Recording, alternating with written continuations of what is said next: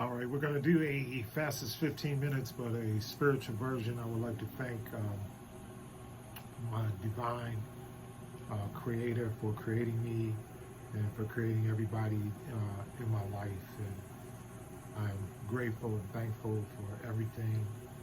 And I would just like to say that everybody should be grateful and thankful. And I want to put forth the call to celebrate each other, celebrate success, celebrate anything successful, and start to celebrate each other and to look at each other, smile at each other, greet each other, bring all of that back. That's a very important thing to do spiritually. Just uplift each other. Just be out there. Just be uplifting to everybody. All right. So that's that. All right. So the next thing that I want to talk about is the prophetess. The prophetess. I want to talk about the prophetess, and I been on the phone with her for like a few, well, not a few days, but for one day, but kind of been talking back and forth or getting little tidbits and this, that, and the other thing from the prophetess as things are going along. So, what I got from that, and this is, well, so I'm gonna kind of frame all of the things that I'm about to talk about around that conversation because, well, first of all, because that this woman, no matter what you think of her gift or if you don't think she has a gift or whatever, in my life, she has always had a gift.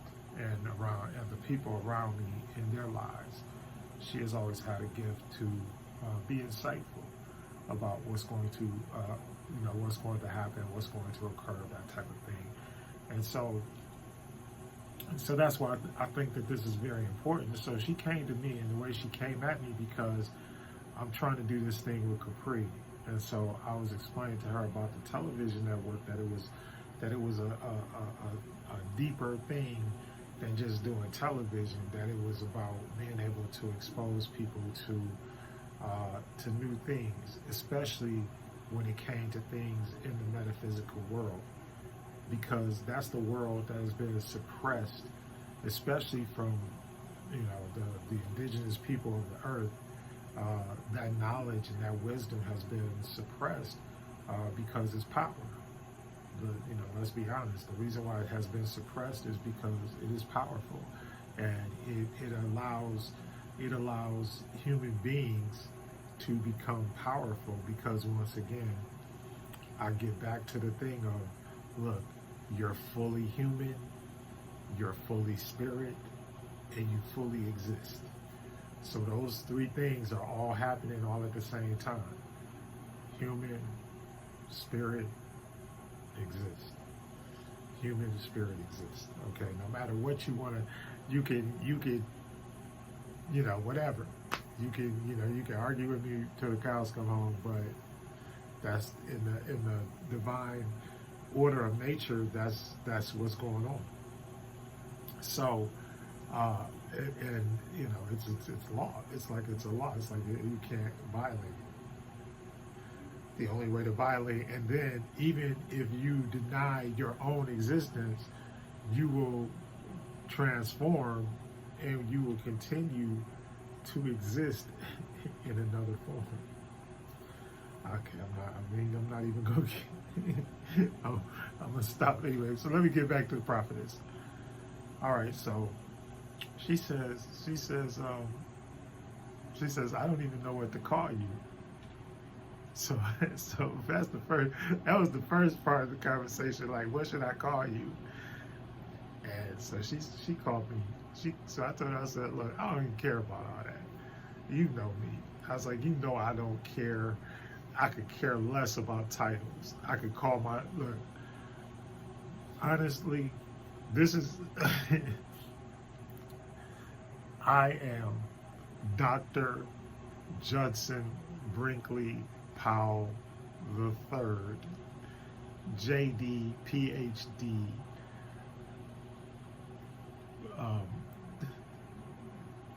Phi Alpha Delta Omega Psi Phi.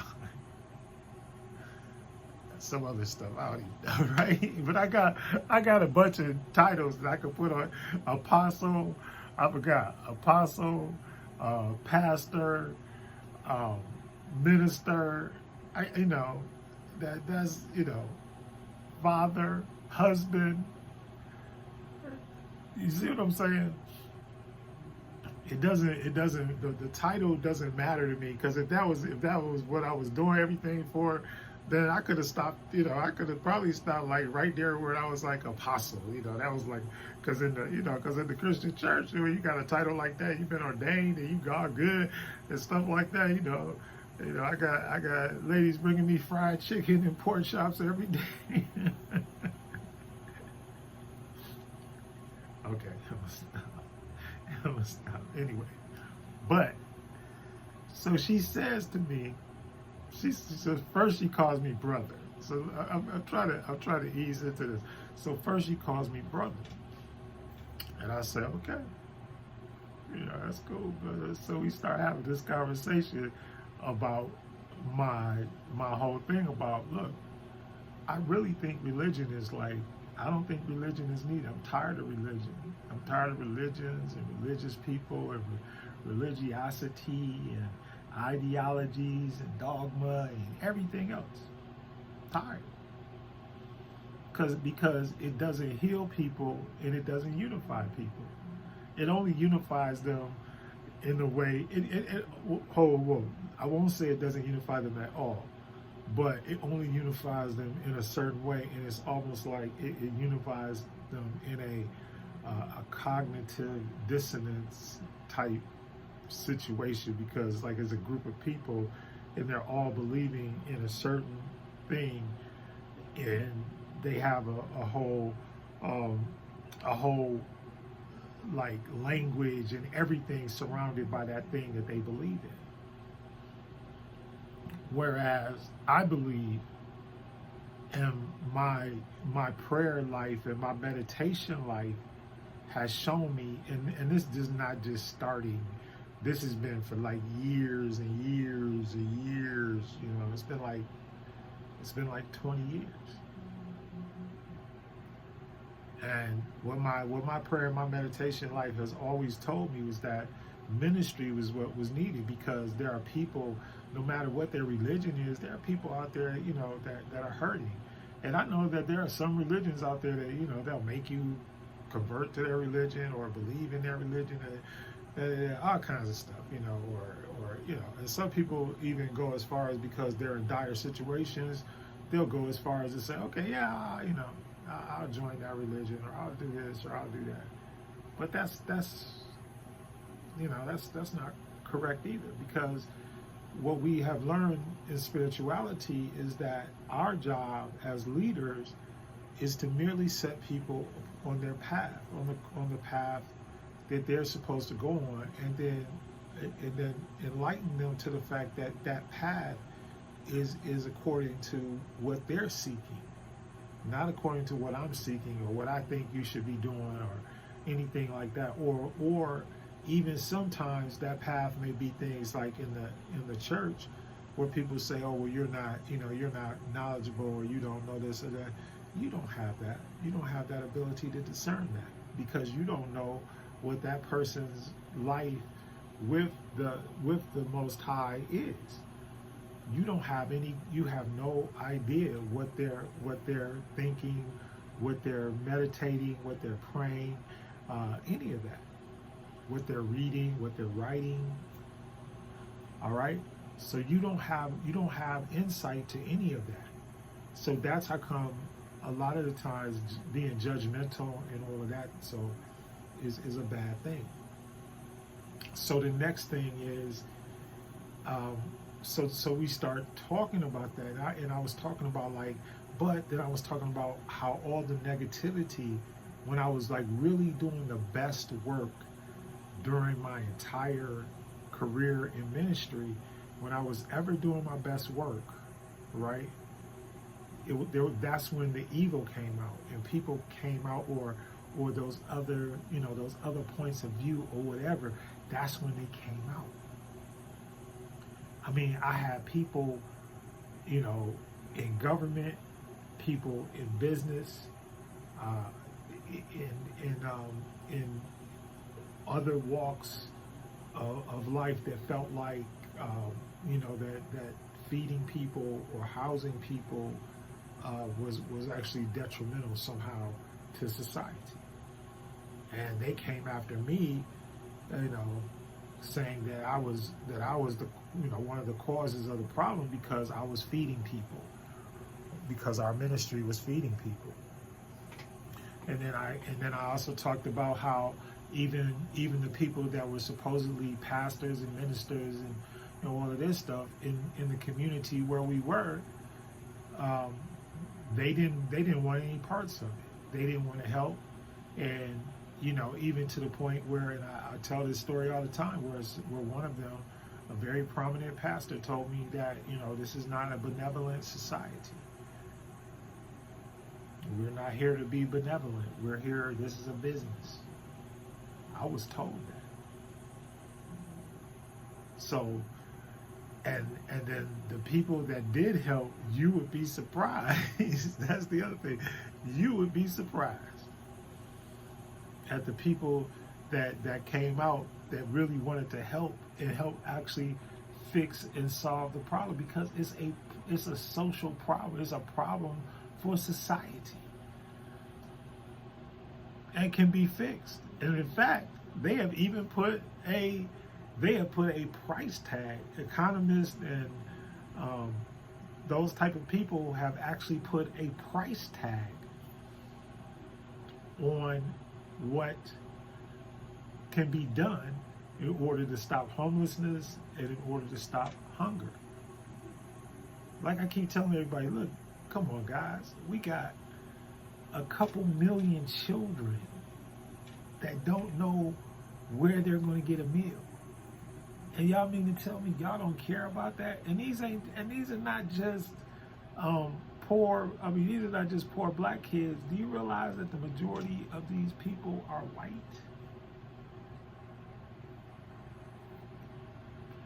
See, and y'all think that it's just, you know, that the whole thing is about race and all that. It's not. It's about the human spirit.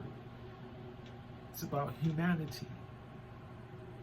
So the next question Prophetess asked me, she said, or no, she said, so she puts me immediately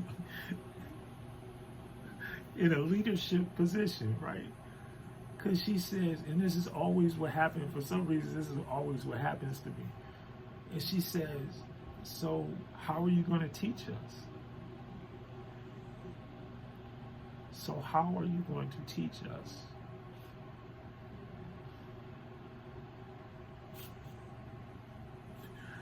So I've been, you know, I've been rolling that through my mind, in my meditation, in my prayer, and everything else. You know, I don't know. Whatever I've been, you know, talking back and forth, even when I'm in the, well, I won't even get into my affirmation, but even when I'm into affirmation and whatever, you know, because I don't know. And but then again, I'm not so puffed up or anything like that I can't admit that I don't know. But then, of course, then I go into the spirit, and then everything that I don't know is starting, you know, it's slowly starting to be revealed to me. And so, of course, the first thing I thought about, you know, was, okay, 42 negative confessions of Mayat. And I'm just going to keep this rolling. This is probably going to be about, you know, until I'm finished, until, you know, I'm not being moved anymore. But, so I think about the 42 negative confessions of Mayat, right? And then I also think about how people have misconstrued them, mislabeled them, and misled people with them, even to the point where many of our former or our master teachers who are now deceased and have gone on to be with the ancestors, they kind of were against like teaching from that aspect because the European influence, what it had done was it had watered down what this really meant to your spirit. So it's been so in order for us to really understand it, we have to understand Maya. We have to understand, you know, the whole thing, weighing your heart, you know, against a feather, and the spiritual and the human implications of what that means. See, we're not thinking about the humanistic or the spiritual implications. To be able to weigh your heart against a feather, right? It's a thing, because you're talking about what? First of all, you're talking about everything in the balance, and then you're talking about, are you a good-hearted person? And so then when we get to so when you talk about those negative confessions, right? What you are saying to yourself, and it's an affirmation. What you are doing is that you are affirming your morality to yourself. You are affirming what it means to yourself, right? I have not stolen the property of anyone else. I have honored all altars. I have not acted foolishly. So if I say those negative confessions, or basically they're affirming your morality. So all the other stuff, that's why if you really like study the, you know, and you can't, because everybody, when they study differently, and everybody, it's just like in the Bible, just like, or the Quran, like the Bible and the Quran. Why do you think there's so many different sects or different congregations or different, different whatever of every religion? It doesn't matter what the religion is, and I just use Islam and Christianity because, and I could throw Judaism in there. All the Abrahamic religions, they're all pretty much based, in the same thing. So that's why I'm trying to get you to understand that when you start doing it from a religious point of view instead of from a spiritual point of view, because you can change through the spirit. It's just like I was talking to my oldest son, and he has a goal. He has something that he's trying to accomplish, and I told him, I said, look, you have to believe, number one, you have to believe that it's going to happen. In fact, you got to take it even further than that. You got to believe that it has already happened. Because what? Time is an illusion, and everything is actually occurring in this, in this matrix, or this dimension, or in this sphere, or whatever you want to call it, in this area or this space that we're in. All of that stuff is happening at the same time. And so that's why I keep talking about, and I keep telling y'all about parallel universes and all this. And, you're crazy. And okay. But you can, it's like easily provable. Which and my middle son, I always do that with him too. I'm like, look, okay, so, and I'd say, think about it like we're on the freeway. Like think about it. If you're on the freeway in Atlanta, or on the freeway in LA, right? Or on the Beltway in DC. Okay, I've been on all of them, right? So y'all tell me. So now y'all see all these thousands of cars around you, and in every single one of those cars, something else is happening. In fact, the basis of how people make money in the entertainment industry or anything else is because what? Because a bunch of those people are all listening, or at least they have one aspect of their senses tuned in. Maybe they're listening to the radio, and there's 1,000 people listening to that radio show. But even in that instance, say there are 1,000 cars and 1,000 people are tuned into that radio, but still, there is still variance there, because somebody may not like the song that the station is playing, or somebody may not like the sound of the DJ, or somebody may. Do you see what I'm saying? So there's going to, even in the situation where everybody has a sensory, collision with each other, there are still going to be variances in that sensory mode. Everybody is not going to agree with everything that's going on, period, about anything. Which is another reason why I tell everyone, look, if you put 100 people in a room, there are literally 100 religions in that room.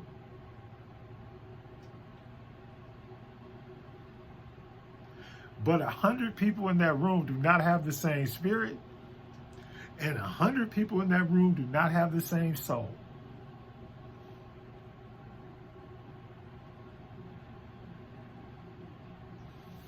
And there's a lot of misinformation about soulmates and kindred spirits and all that kind of stuff. But I'm telling you, all of this stuff is occurring simultaneously at the same time.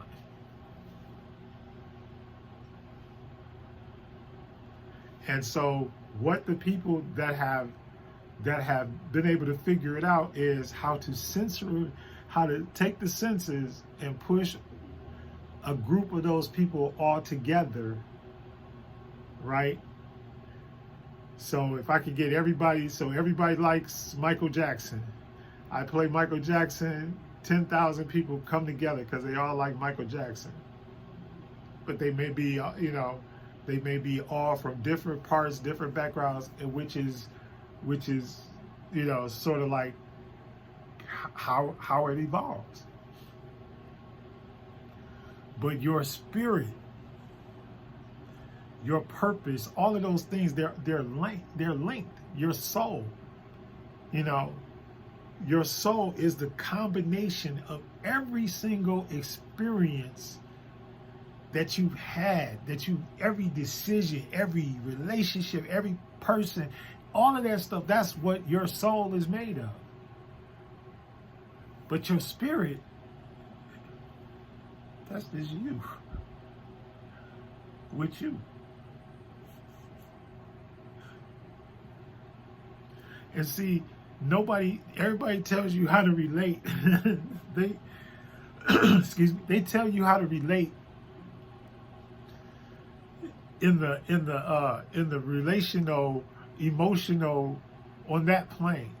But they don't tell you how to relate with your own spirit. Because if you knew how to relate to your own spirit, then you could elevate higher than everything. You would truly be enlightened.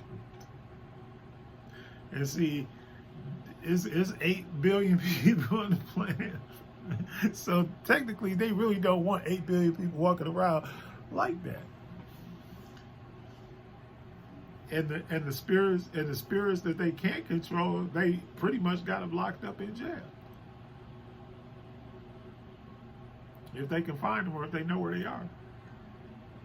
Especially all those evil spirits, the ones that are just there for evil and have no other purpose, or don't even have a conscience, where they, because the conscience is where you make a decision of whether I should do this or whether but even making that decision shows that you have some feeling, and you have some conscience, and you have some, care about other people or humanity.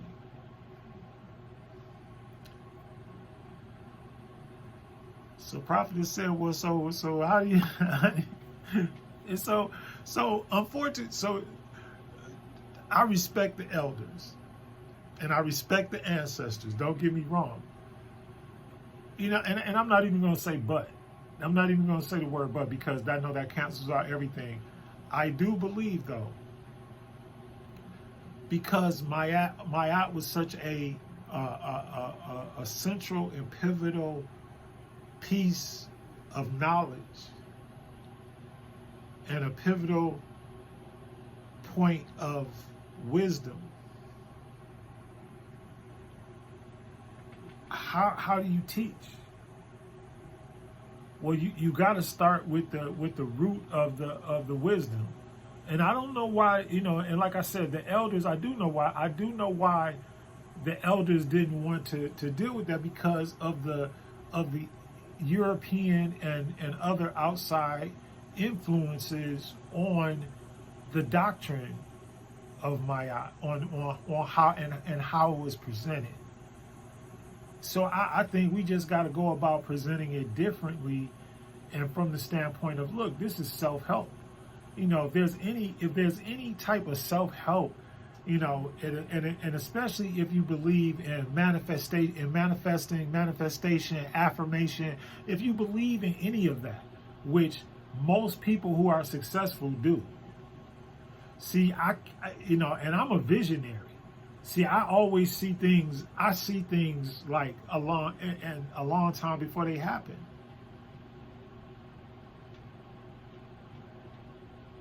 So in that capacity, you got to understand that all of this stuff is sent. That's why do you think that most indigenous people are very easily led to be able to invent things or come up with things, or because it comes straight down. It comes from the spirit. There is no coincidence. It comes from the spirit. That's the whole thing. That's what it's all about.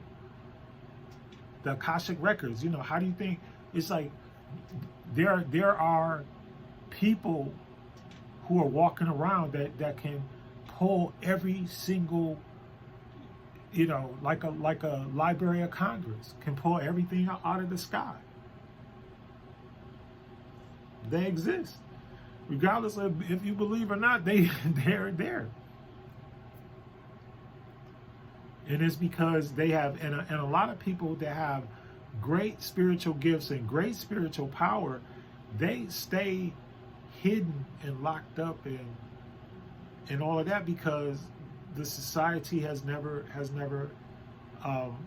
you know, been fully accepting of the metaphysical world.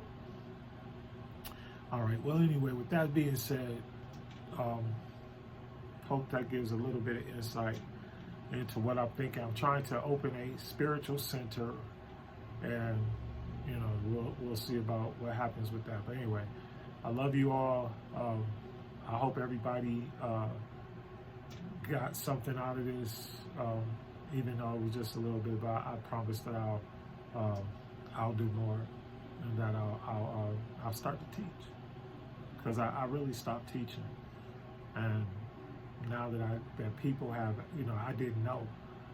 And I think that's the one thing that touched me about what Prophetess said. She was like, you know, because when I went from religion to spirituality, a lot of people, you know, they didn't rock with me.